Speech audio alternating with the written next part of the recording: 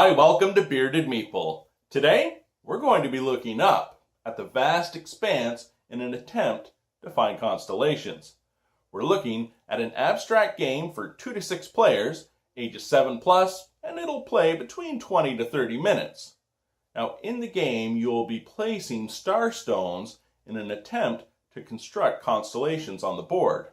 If the constellation matches your card, you'll gain a point. The thing is, each opponent is attempting to do the same, and the board will constantly be changing. It's brought to us by CSE Games. It's Gridstones, Night Sky. Let's take a look at it. In the game, we have a velvet bag and the star stones. We also have the player board.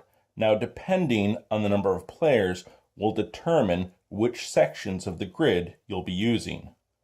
We have the constellation cards with different constellations you'll be attempting to construct on the board. And for advanced gameplay, we also have the shooting star cards. These will allow players a one-time ability to use in a game.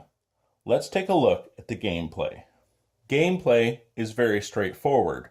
Remember, depending on the number of players, it will determine which section of the grid you use on the main board.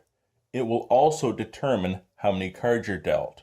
On a turn, 3 things will happen. Attempt to fulfill a card, add or remove a stone, and again, attempt to fulfill a card. During gameplay, the first action you will take is attempt to fulfill a card.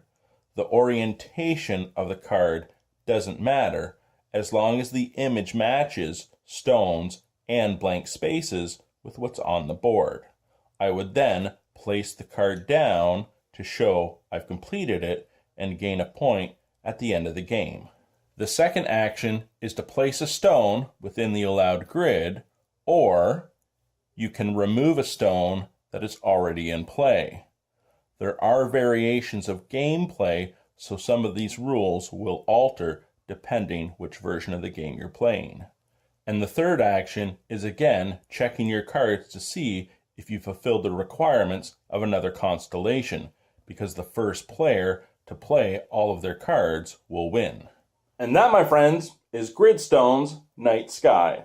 A couple of things I'd like to say. One, I enjoyed it. It's a nice light abstract, but you still have to think and plan if you want to complete the cards. And there are a lot of cards, so it's going to add to variable gameplay.